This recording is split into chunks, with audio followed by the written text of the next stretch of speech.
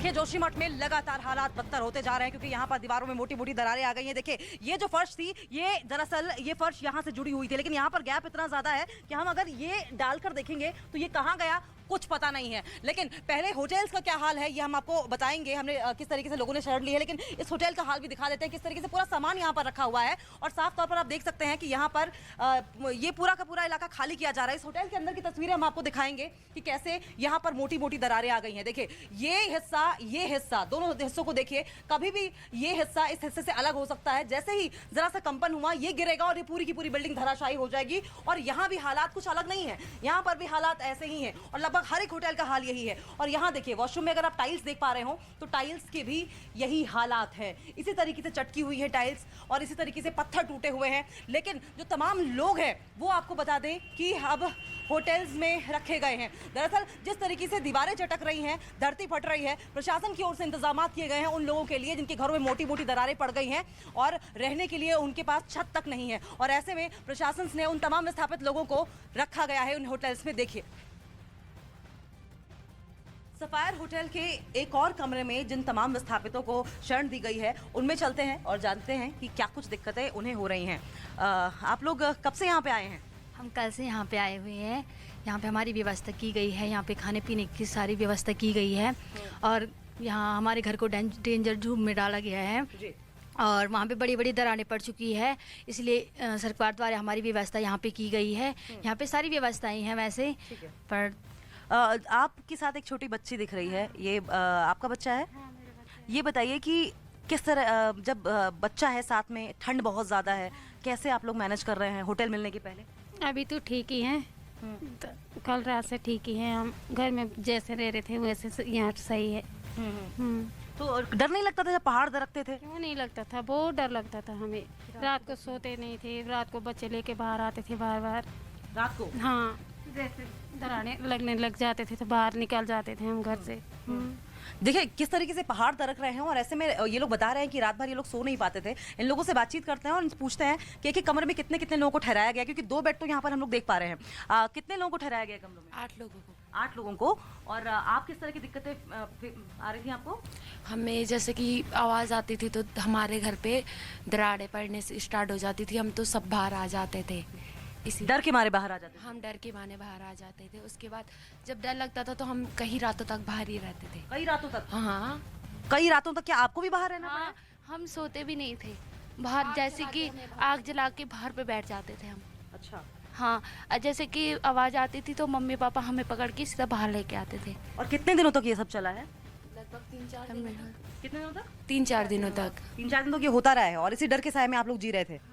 तो आप साफ तौर पर देख सकते हैं किस तरीके से तमाम जो लोग हैं वो डर के साए में जीने को मजबूर थे।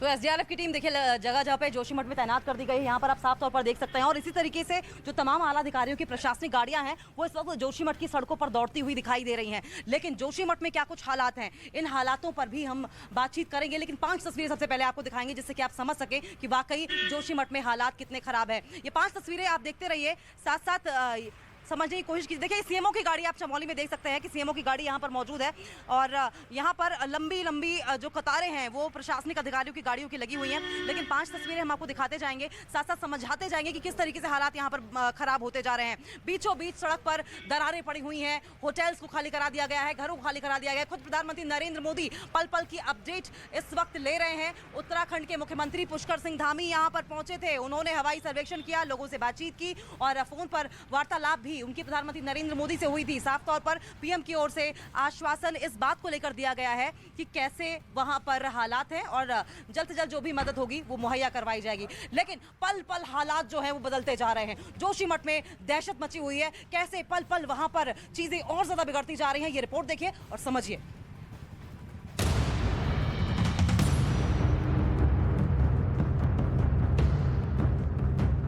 मकान में दरार, दुकान में दरार, अस्पताल में दरार, सड़क पर दरार, खेत में दरार, चारों तरफ दरार ही दरार। हिमालय के अंदर अनजानी हलचल ऐसी है कि हर पल अनहोनी का खतरा मंडरा रहा है। मंजर जोशीमठ का है। जिस तरीके से पूरा इकोसिस्टम कमजोर हो रहा है, जिस तरीके से ये जो पहाड़ है ये कमजोर हो रहे हैं, अगर कोई बड़ा भूकंप आता है या कोई बड़ा लैंडस्लाइड होता है तो ये जो पूरा इलाका है वो आर्टिफिशियल लेक में तब्दील हो जाएगा। खतरा 2013 जैसा मंडरा रहा है। हिमालय की गोद में बसे उत्तराखंड में एक बार फिर केदार घाटी जैसी त्रासदी का डर सता रहा है। जोशीमठ में दरारों से दहशत की सबसे नई तस्वीर यहाँ के सबसे बड़े कम्युनिटी हेल्थ सेंटर से आई है। शुरुआत में जरा आप देखिए कि एंट्री में आपको नजर आएगा कि ये जो पिलर है स्टार्टिंग के, यही यहाँ पर अलग हो रहे हैं। दोनों तरफ आप देखें, यहाँ पर देखें गैप कितना ज्यादा बन गया है, ये जमीन छोड़ते हुए नजर आ रहा है। इस अस्पताल के जिस कमरे का नाम सेफ हाउस है वो कितना अनसेफ यानी असुरक्षित हो चुका है, जरा उसे भी देखिए। सेफ हाउस यानी कि आपातकालीन स्थिति में ये रहेगा लोगों के लिए सेफ हाउस, यहाँ पर लोग सुरक्षित रह पाएंगे। लेकिन सेफ हाउस की हालात देखिए जरा, पूरी दीवार जो है वो दो तरफ से पूरी दरारों में ढकी हुई नजर आती है और दरारें ऐसी कि ये जो है सीमेंट छोड़ रही हैं। दरकते पहाड़ों का असर एशिया के सबसे लंबे रोपवे पर भी पड़ा है। ये रोपवे अभी बंद है, लेकिन अब अंदेशा इन टावरों के धराशायी होने का भी जताया जा रहा है। अगर ये टावर अपने गिरता है तो अपने साथ यकीन मानिए वो जो बाकी के 9 टावर हैं उन्हें भी खींच कर लाएगा, साथ साथ लाएगा तमाम मलबा, मिट्टी, चट्टाने। और इनके साथ न सिर्फ इतना, आपको बता दें ये जो मोटी मोटी वायर आपको दिखाई दे रही है ये भी मेटल की वायर है, कई टन वजन इनका बताया जा रहा है। जब इतना भार एक साथ, इतने मिट्टी, पत्थर और लैंडस्लाइड होगा तो यकीन मानिए ये जो पूरा का पूरा इलाका आप देख रहे हैं ये पूरी तरीके से जमींदोज हो जाएगा। मकानों के जमींदोज होने के डर से तमाम लोगों को सुरक्षित ठिकानों पर पनाह लेनी पड़ रही है। जान माल के नुकसान को कम करने की कोशिश जारी है, लेकिन दहशत और दर्द का आलम यह है कि ये दरारें जितनी गहरी होती जा रही हैं, उतनी ही गहरी चिंता की लकीरें भी जोशीमठ के लोगों के सिर पर उभरती जा रही हैं। देखिए जोशीमठ में हालात लगातार बढ़ते जा रहे हैं और डेंजर जोन में तमाम इस तरह की इमारतों पर रेड क्रॉस का निशान है। एक होटल के बाहर हम मौजूद है जिसे खाली किया जा रहा है। सर ये आपका होटल है? हाँ जी हमारा। ये बताइए कितना नुकसान हुआ है? मैम करोड़ों का नुकसान हो गया है, रोजगार ठप हो गया है, आगे हम क्या करेंगे सोचनीय विषय है। सरकार ने तो कह दिया है कि आप अपना घर खाली करिए, लेकिन जाएगा। बिल्कुल ये बड़ा सवाल है दरअसल कि लोगों को ये कहा गया है कि घर खाली कीजिए, क्योंकि बड़ा सवाल उनकी सुरक्षा का है, उनकी जिंदगियों का भी है, इसीलिए उन्हें घर खाली करने को कहा गया है। लेकिन ये जो रेड क्रॉस निशान आप देख रहे हैं, दरअसल प्रशासन की ओर से सर्वे लगातार किया जा रहा है और सर्वे करके उन इमारतों को चिन्हित किया जा रहा है जो कि इस वक्त डेंजर जोन में है और बाकायदा उन्हें खाली करने के निर्देश भी दे दिए गए हैं। ये रिपोर्ट देखिए और समझिए। जोशीमठ में ही खतरे के लाल निशान नजर नहीं आ रहे हैं, बल्कि अब तो मकानों, होटलों के बाहर भी इस तरीके के खतरे के लाल निशान लगा दिए गए हैं। क्रॉसेस लगाए गए हैं तमाम अलग अलग घरों पे, बिल्डिंग्स पे। ये क्रॉसेस हम आपको यहाँ पर दिखा रहे हैं। जोशीमठ के मेन बाजार में हम मौजूद हैं और क्यों ये क्रॉसेस लगाए हैं उसकी भी जरा आप तस्दीक कर लीजिए कि ये कारण है जिस तरीके से यहाँ पर जो पूरा आंगन का हिस्सा है ये 2 भागों में कट गया है। इसकी वजह से इस तरीके के रेड क्रॉसेस लगाए गए हैं तमाम उन बिल्डिंगों में जिनको रहने के लिए असुरक्षित घोषित किया गया है।